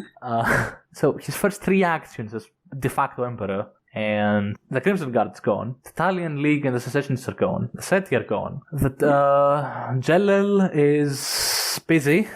Jalil, I think by this time has escaped, and then we learn she's been hunted. No, she, as soon as the Italian League surrender, she gets this guy, the Marquis of Jardin, I think is his name. Jardin. Yeah, he offers to marry her, right? And isn't this why you thought he was an asshole? Because you told me that last time, but it was just an offer, and she refuses, and she doesn't outright refuse him because he's sort of keeping her arrested. And then Molk helps her, and so she finally escapes, and probably Molk dies. She hires a boat and she goes away. And I think in the epilogue, in the epilogue we see Moss is behind it. Yeah, so I don't know where that goes. Is he acting on his own to help her, or has he been sent by Malik to kill her? I have no idea. So I think the last bit we need to cover is Relandras, his story. It's not entirely necessary, I think, from a narrative perspective. The entire Relandras story? I don't think the book ending on that note is particularly necessary from a narrative standpoint, but it is so cool. Honestly, it is just awesome. Yeah, and it is Temper and Sweetgrass, and someone else shows up at the last minute, and all the old guard combined, right? Amaron, Urko, Brave and Tooth, everyone shows up, and Liz does her some summoning dance. So finally, there are who are the survivors? Do you know? From the battle, I think Urko. At the end after Relandras. Amaron and Rel die, so Hurl, Urko, who leaves, Temper, Sweetgrass, Raven, Sweetgrass, yeah. And Liz, who dies. Oh, Liz and Relandras disappear. We are not told they're dead. Does Liz die? She doesn't come back? I don't know. She's just gone, and presumably so is Relandras. So this brings us to the epilogue. I think we missed the part where Skinner is fought by someone and the soul combine and Yulin dies. Skinner is... Yeah, who kills Skinner? Nobody kills him. So... Then how does he show up at the crippled gods place? We have confrontation between Yulin or Alan or whatever you want to call him. And he's leading his legion against the guard, against Skinner's guard. And in come the Wiccans, and they tell him that... And I think there is a piece of dialogue in which the Wiccans talk about, who's in command here. And Corbolo comes along and says, it's me. And you, alright, you asshole, what's this? And they ride on to destroy the guard's phalanx. Yeah. And then Skinner gets confronted by Temp and Sweetgrass. And... a warren opens, and in comes yours truly, right? In comes... Oh, that's with Skinner, is it? Yeah. Okay. And a renewed sword is fighting off Skinner. Skinner gets stabbed in the throat by him. Yes. Because Yulin does everything in his power to not actually name who he is, despite the fact that everybody knows who it is, because I think he mentioned that the sword is reunited or something, stuff like that. Yeah, the sword is back and all that. Something, yeah. So the three of them fight off Skinner. So that's why Skinner gets stabbed in the throat. I forgot that. Yeah, Skinner gets stabbed. He opens a warrant, much like Carl did earlier, and then he ends up somewhere with how long is this about? He comes to the crippled god. Mm-hmm. And Skinner asks to be made king of the House of Chains, isn't it? So what does Scalar become? So I don't know.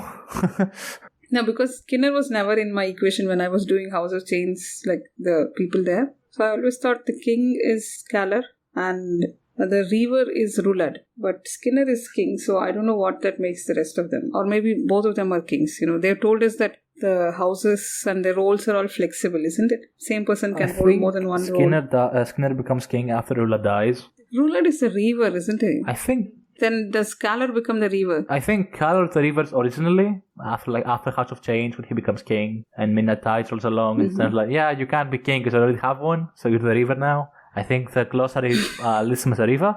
Rulad's the king. Karsa kills him because Karsa is supposedly the Knight of Change, but he rejects that, so we can't have that either. Rulad dies from Karsa, and then we need a new king. So Skinner comes along. Okay, so that's when Skinner comes. Yeah. But I don't know, because obviously I don't remember the second half of the Book of the Fallen, so I'm not sure when the guard shows up again with the crippled god and all that.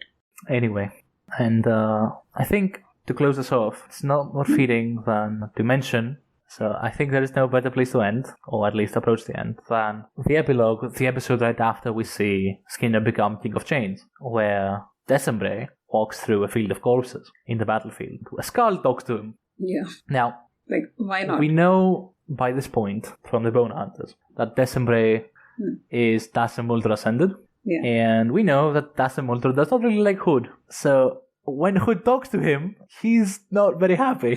Yeah. And when Hood asks him why he's here, he says, I am bearing witness to a death, a soldier's death. And Hood's response is that it's commonplace. It's not anything new. Yeah. And if anything, Dassem would know because he was the Knight of Death and he was the first soldier and he killed a good score of people. But he says that he was no common soldier, though he knew it not. Had the soldier remained, he would have outgeneraled the Imperial forces, and had his bodyguard been a fraction of an instant faster, would have proven victorious over the Gale as well. He would have made high fist and risen to become one of the greatest commanders ever thrown up by the Empire. But all their potential died here, today, unrealized, known to none. And Hood says, I know. Because I took him. Yeah, as you take everyone eventually.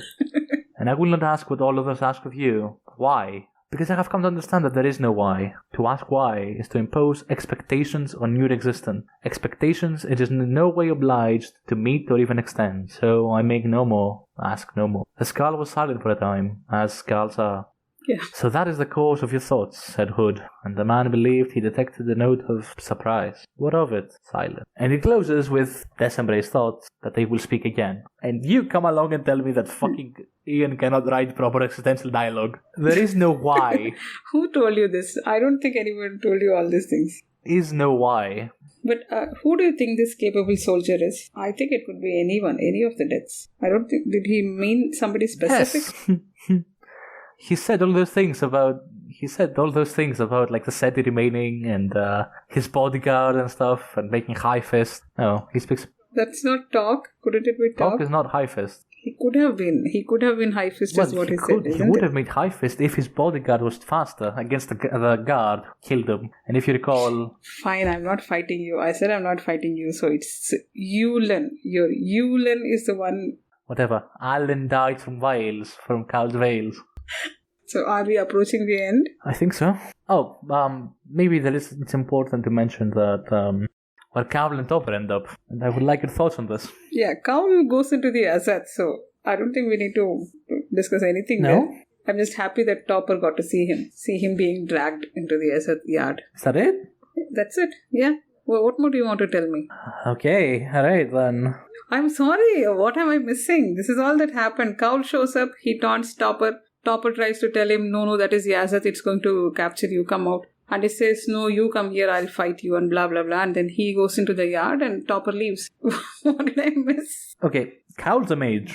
Cowl knows exactly what he's doing. Yes. And yet he chooses the grounds of the Azath over defeat. Because, just like all the other Avod and the rest of them, he's sort of going crazy. So is it just that he's going crazy, or is it something else, or is he arrogant? I think arrogance is a very big piece of this. That he's arrogant as hell. That he like Topper says maybe, that Dancer yeah. took him. He points to the scars in his neck and says, it's a draw. I'll call this a draw. Okay. So, is that... Okay, you don't want to talk about it. Fine. No, I did not think of it this way. I'm not telling you not to talk about this because I thought it was a straightforward thing of this guy just falling into the Azak. But as you point out, he's a mage, he knows what he's doing and he chooses it out of just pure arrogance. So. And Topper, as Cowl disappears into the Azath, Topper freaks out. Topper is genuinely horrified because Cowl is avowed. Yeah. Cowl will not die. He won't. Yeah, he tells him that, yeah. And yet he chooses to jump into the... And all the while he's laughing. He's laughing his ass off. Isn't he? Yeah. He's like, it's... Wow. Yeah. Okay. So, like I said, Cowl could be just sort of crazy also. And do you know what this book ends with? It is... I thought it was really funny that Iron Boss is refusing to eat or drink on his ship because he missed the war. Isn't that a fun way to end the book? Because, he's a big hero and we all like him and he doesn't even show up on time. Yeah. Not only that, he gets captured and taken to Corel. Yeah. So I'm assuming we are going to see more of him in Stonewielder. Yes. So Greymane is also called Stonewielder. So are Greymane and Iron Boss going to meet up there? I hope so. Maybe. You're not going to tell me. No comment. Maybe. Yeah. So are we done with Return of the Crimson Guard? Unless you want to talk themes, I think so. Themes. Anyone's going to listen this far. Sort of. Yeah, no, sorry. Nothing. Carry on. Nothing. I'm just saying that we sort of covered most of the themes. Yeah, I believe it? So. I'm just asking. So one thing which I thought was, the SETI thing which you mentioned. Like people get accepted or rejected based on their identity. Because at what point do you start calling Kontalians as Malazans? At what point they remain Hengis and Talian and Seti? Because they've been subjugated for so long. So that sort of, and also when during the Civil War, until the armies combined, I think it was deliberately kept sort of confusing because, it was not very clear that who is on whose side. Sort of. I mean, I had this tough time trying to remember who was on Lassine's side and who was on the Old Guard side until they combined together. So there is some theme of like questioning their loyalties and who exactly are they representing? Like Storo, they are defending Li Heng on behalf of the Malazan Empire. But, the Hengis themselves would probably not have chosen this course of action, isn't it? Of releasing Relandras. So, I don't know. It's all like the jumbled up type of loyalties we see in real life. So, those are the things this book made me think of. Like, after how long do you start calling yourself? You stop being a colonial place and start, incorporating your conquerors. Like, when does your identity change? So, at some point it's going to happen, right? There will not be any Hengis or Talian or Kanis. What I think is that I don't think you're mistaken, but I think an important point to make here is Malazan in the greater context of the empire does not necessarily denote a cultural identity, right?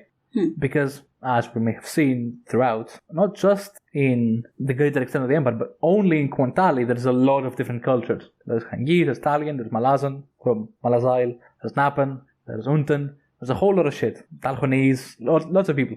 Yeah. And the empire does not just extend to Kontali, it also extends to Falar and Seven Cities and Shadabakis. It is extraordinarily multicultural. And none of these people that denote themselves as Malazan all share the same cultural identity. It's not possible. And yet, they still call themselves Malazan. Because I think Malazan is not necessarily a term to denote cultural identity, but rather, first of all, obviously, allegiance to the Malazan Empire, which is why Mesla is a curse in Seven Cities, right? Yeah. Second, to denote belief in certain ideals and the adoption of those ideals by the people that are under the Malazan Empire, usually. You won't see someone from like Ellengarth, which is on South Janabagis, saying that they're Malazan because they're not. But a Seven Cities native like Lostara, for example, may see herself as Malazan, even though she is definitively not Malazan. She has not adopted the culture, the identity, and she remains very staunchly Pardu, right, with the tattoos and all. But she follows the code of honor, the code of laws, the morality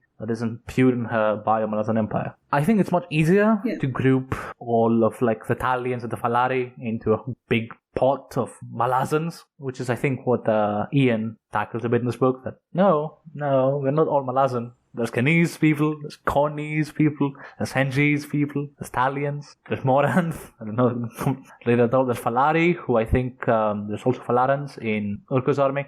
Are you there? Yeah, I'm here. I'm sorry.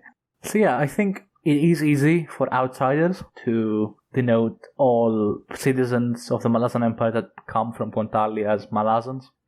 But I think from the insider perspective, from those very people are from Pontali and are under the Malazan Empire, there is a difference to them. Yes? Can I say, the thing is, at some point, they are going to embrace this Malazan identity, is the thing which I feel. The thing is, what is that identity? They just belong to this empire called Malazan. That's it. That itself is enough to be a basis for an identity. I'm just going based on, I might cut this because I don't know how much sense I'm going to make, but consider India. It has always been a very heterogeneous, there are like hundreds of cultures here, right? But it's the creation of this one unit called a country, or in Malazan called an empire, which just gives everyone a common identity of calling themselves this name. It's not a cultural thing, but it's just something to belong to with a common law. Isn't it? At least these people have a common law. So they might have a cultural identity which is separate and which is, all that. But over a point of time, over a period of time, all this is going to start melting together. So at some point, it might become a homogeneous Malazan, at least within a landlocked area like, say, Pontali. The entire Pontali might become a single cultural identity over time. I'm just saying it's not something impossible,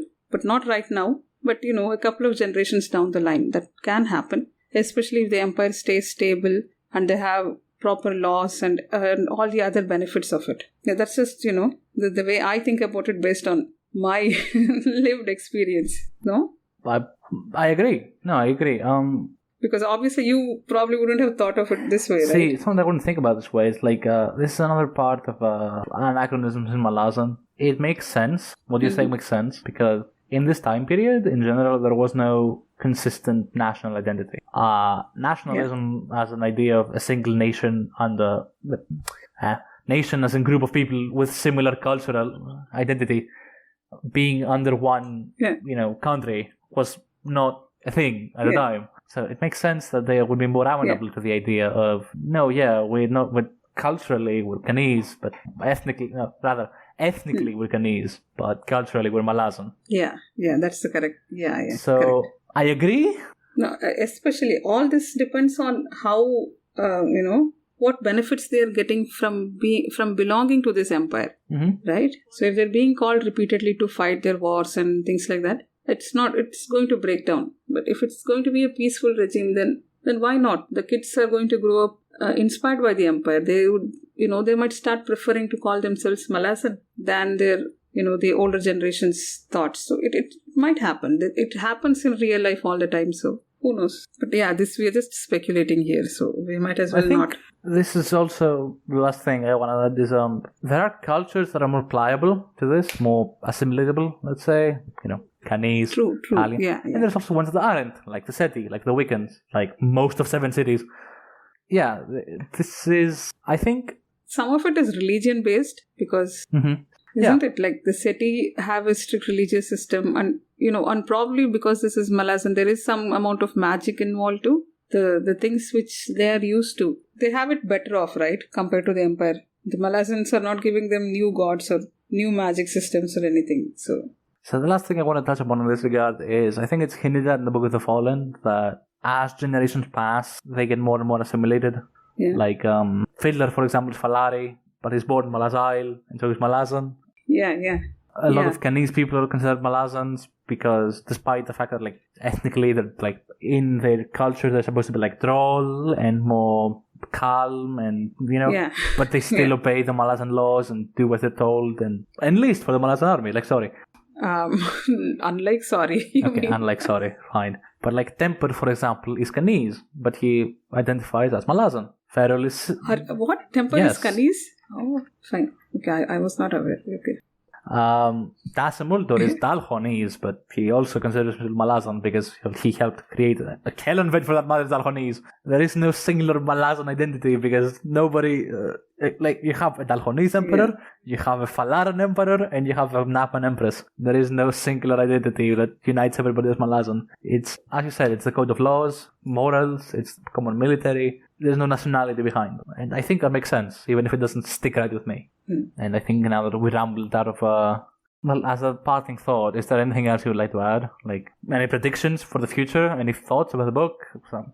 Predictions? No, I'm just waiting to go to Stonewielder, but I just want to say that, Lasine was extremely humanized and then killed. Talk was a very sad death. But a surprising thing which stood out to me was the way Malik was portrayed. You have extensively analyzed this, and he's described in very unflattering terms in the Book of the Fallen. But here he was sort of just, a slightly annoying human. I don't think he was portrayed as anything obnoxiously horrible or, he didn't give me that creepy vibes, except when he was flirting with Taya. But which I think I have a different interpretation there. But the thing is, Malik was sort of humanized, he was emotional and he was vulnerable, and he had this manservant with whom he could confide and who would advise him, and he would actually take the advice and things like that. So that was a bit surprising for me, the way Malik Rel was portrayed in this book. So that's my final thought. Did anything stand out to you in this reread? I agree with you, and I think it's consistent with the transformation that we see of Malik getting in this book. Because when we leave Malik, he's just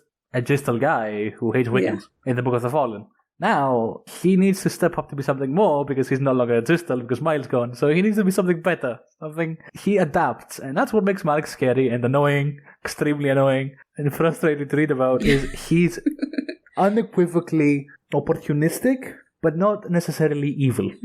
And you want to hate him. Yeah. He's so very easy to hate, but he does good things sometimes, and it's so conflicting. Not in this book. That's what I'm trying to tell you. In this book, I did not it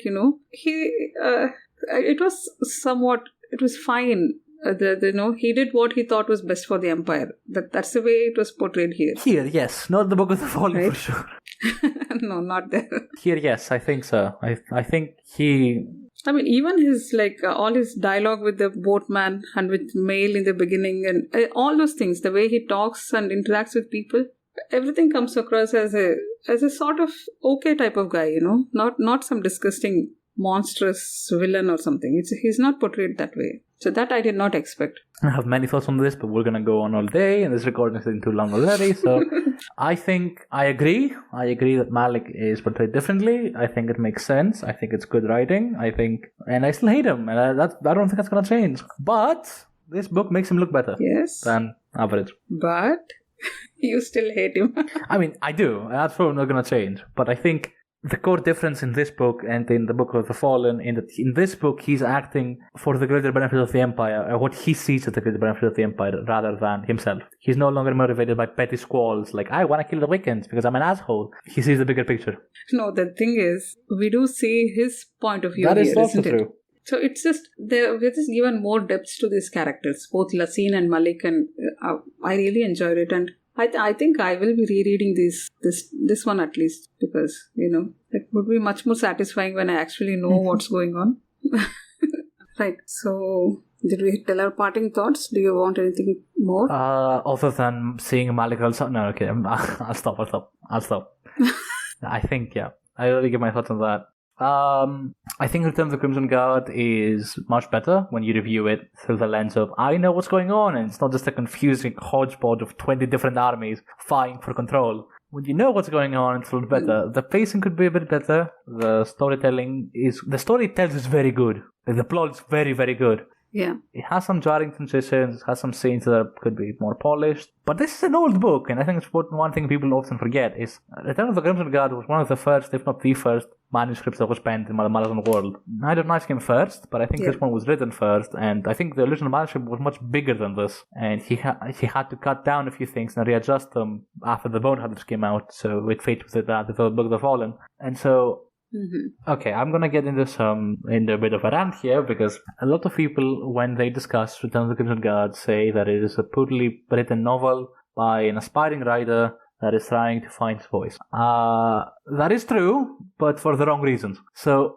a lot of people seem to think that he's trying to imitate Ericsson. He is not. Ericsson and Hesselmont were roommates going to the same fucking university, studying the same subject. I would be extremely surprised if they came up with entirely different writing styles. They read the same books. They played the same games. If they were different, it would be a culture shock. Yeah. On top of this was one of the first books that was penned in the Malasan world, even though it was published later.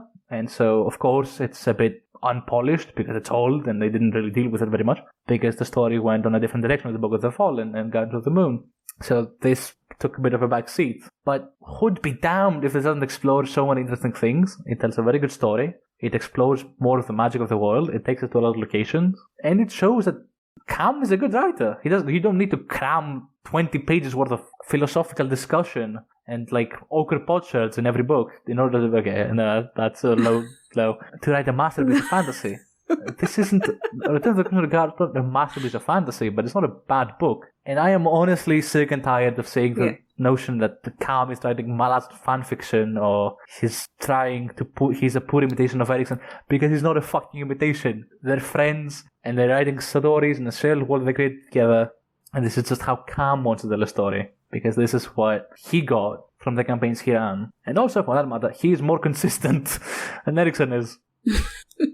His worlds, his books, stuff is both bigger and smaller in scope in the Book of the Fallen, and he has pros and cons to both.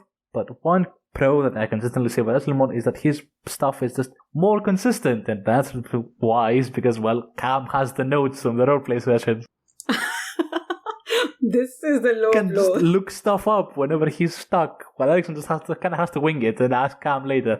So at the end of the day, at the very least, his books are more self-consistent because he remembers more from what happened when they played. Can I add another Yes, pro? please go on. Please go on. Cam's writing. I love all the weapons we see here, and we know that he created Dragnipur, isn't it, for the game? But apart from that, all this whip sword action we see and, all those things, any of the fightings, I'm very happy with the way Cam writes. And he gives a lot of respect to. Yeah. Steve's sword duels essentially boil down to they swing swords really fast, which you can only write sword fights so many ways before you boil down to that. I get it. I respect that he writes them very well. But here, Shimmer, like the way Shimmer works, and she has to have momentum in order to fight. And her to keep moving, and if she stops moving, she can't use it. And then when Nicola jumps her and stuff. Yeah. And you have Kyle's sword, you have Traveler's sword.